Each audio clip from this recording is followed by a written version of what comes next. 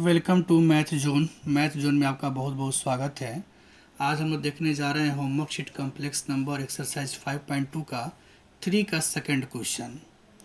ये क्वेश्चन देखने से पहले हम एक छोटा सा कंसेप्ट डिस्कस करेंगे। उस कंसेप्ट पे आप विशेष ध्यान दीजिएगा।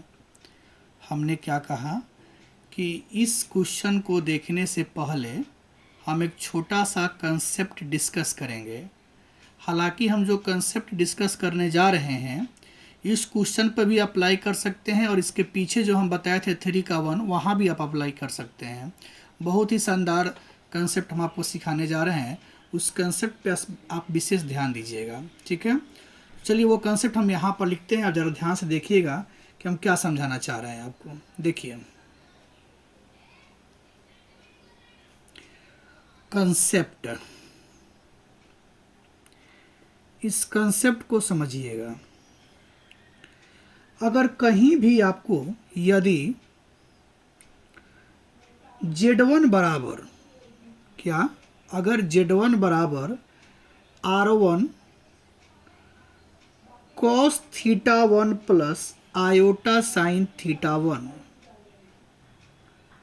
आपको दिख जाए, मतलब यह एक पोलर फॉर्म है। क्या है? पोलर फॉर्म है।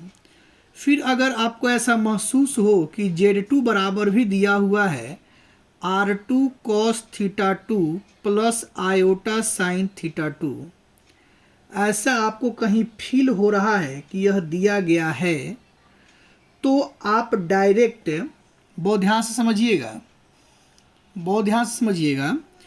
अगर कहीं Z1 बराबर दिया हुआ है एक पोलर फॉर्म और Z2 बराबर भी पोलर फॉर्म दिया है, ऐसा अगर आपको दिख रहा है क्वेश्चन में, ऐसा आपको फील हो रहा है, तो याद रखिएगा जो Z होता है कॉम्प्लेक्स नंबर, आप लिख सकते हैं Z1 बटा Z2 बराबर R1 बटा R2। आप डायरेक्ट लिख सकते हैं R1 बटा R2, और फिर आप लिख सकते हैं cos theta 1 minus theta 2, theta 1 minus theta 2। आप फिर प्लस लिख सकते हैं iota sine theta 1 minus theta 2। आप ये बात लिख सकते हैं, आप ये बात लिख सकते हैं, ठीक है। आप ये बात लिख सकते हैं। बात समझने में आ रहा है कि नहीं आ रहा है? अगर कहीं Z1 बराबर R1 cos थीटा 1 प्लस आई साइन थीटा 1, मतलब यह पोलर फॉर्म है, यदि दिख रहा हो, फिर ये भी पोलर फॉर्म दिख रहा हो, तो Z1 बटा Z2 बराबर आप डायरेक्ट लिख सकते हैं R1 बटा R2 cos theta 1 minus theta 2 plus iota sine theta 1 minus theta 2। आप ये डायरेक्ट लिख सकते हैं।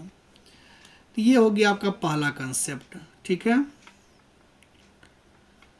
अब हम दूसरे कंसेप्ट की बात करते हैं।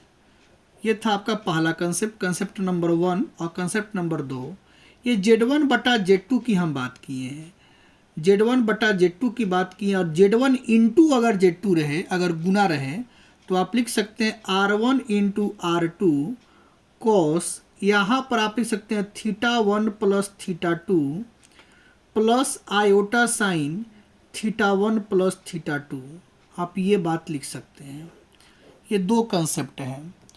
अगर Z1 और Z2 दो गो दिया हुआ है, क्या दिया हुआ है? Z1 और Z2 अगर दो गो दिया हुआ है, R1 into cos theta 1 plus iota sine theta 1, R2 into cos theta 2 plus iota sine theta 2, और दो गो अगर पोलर फॉर्म है, तो आप Z1 बटा Z2 भी निकाल सकते हैं और Z1 इंटू Z2 भी आप डायरेक्ट निकाल सकते हैं इस कंसेप्ट के जरिए। यह बात आपको समझ में आया कि नहीं आया? आ गया। चलिए अब हम इस क्वेश्चन को सॉल्व करने चल रहे हैं। बड़ा ध्यान से आप देखने का प्रयास कीजिएगा। तो इस क्वेश्चन में बहुत ध्यान से आप देखने का प्रयास कीजिएगा। ये पूरा कॉम्प्लेक्स नंबर है एक, तो हमने इसको कह दिया, बहुत ध्यान से समझिएगा। यहाँ पे दिख रहा है ना जी सब चीज़ आप लोगों को? चलिए यहाँ पे सॉल्यूशन लिखते हैं, ठीक है।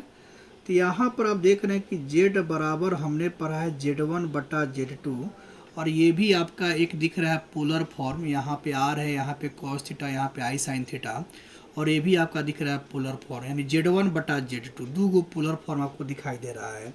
तो Z बराबर Z1 बटा Z2, तो Z1 में आपका दिख रहा है 2 into cos pi by 4 plus iota sine pi by 4 दिख रहा है। बटा यहाँ दिख रहा है 3 cos pi by 6 plus iota sine pi by 6। आपको Z1 बटा Z2 दो आपको पोलर फॉर्म दिख रहा है। तो यहाँ से जब हम निकालेंगे डायरेक्ट, अगर हम निकालना चाहते हैं इसका पोलर फॉर्म तो कैसे हम निकालेंगे, हम आपको अभी सिखाए हैं यहाँ पे कंसेप्ट, इसी कंसेप्ट के जरिए हम निकालेंगे। ज़रा इसमें देख कर आप बताइए कि R1 क्या है। तो R1 आपका 2 है, इसको बोलेंगे R1। और फिर आपका R2 क्या है, तो R2 आपका नीचे वाला है 3। थीटा 1 क्या है, तो थीटा 1 ई वाला बोलते हैं, ऊपर वाला का। देखिए ना ऊपर वाला है ना, जो Z1 माने थे उसके यहाँ पर R1 है, तो ये R1 हो गया, अंदर वाला थीटा 1 है, तो थीटा 1 हो गया पाई बाई 4। और थीटा 2 किसको बोलते हैं, Z2 वाला में थीटा 2 है, तो Z2 वाला में पाई बाई 6 है, तो थीटा 2 हो गया पाई बाई 6। क्लियर। चलिए अब जब हमको पोलर फॉर्म यहाँ से निकालना होगा तो हम कैसे निकालेंगे। आपको पता है Z1 बटा Z2 बराबर हमको लिखना है R1 बटा R2, ये नहीं लिखना है जी। फिर लिखना है cos थीटा 1 माइनस थीटा 2 अब plus iota sine theta 1 minus theta 2, यही लिखना है ना। देखिए तो R1 बटा R2 cos theta 1 minus theta 2 plus iota sine theta 1 minus theta 2, यही लिखना था। चलिए अब ध्यान दीजिएगा। अब यहाँ से जब हम Z निकालेंगे, मतलब कॉम्प्लेक्स नंबर जब फाइनली हम निकाल रहे हैं Z बराबर, तो R1 बटा R2 मतलब 2 बटा 3, तो 2 बटा 3 cos थीटा 1 माइनस थीटा 2, तो theta 1 pi by 4, theta 2 pi by 6, तो pi by 4 minus pi by 6 plus iota sine pi by 4 minus pi by 6, तो ये बन जाएगा 2/3 कॉस। इसको जब सॉल्व करेंगे तो आ जाएगा पाई बटा 12, 4 6 का एलसीएम 12 और 4 तिया और 6 दूना, तो 3 पाई में से पाई गया, पाई बटा 3 पाई में से 2 पाई गया, तो पाई बटा 12 प्लस आयोटा साइन एलसीएम लेंगे तो 12, तो 4 तिया 3 पाई, 6 दूना 2 पाई, 3 पाई में से 2 पाई गया तो पाई बच जाएगा। तो यही आपका हो गया पोलर फॉर्म।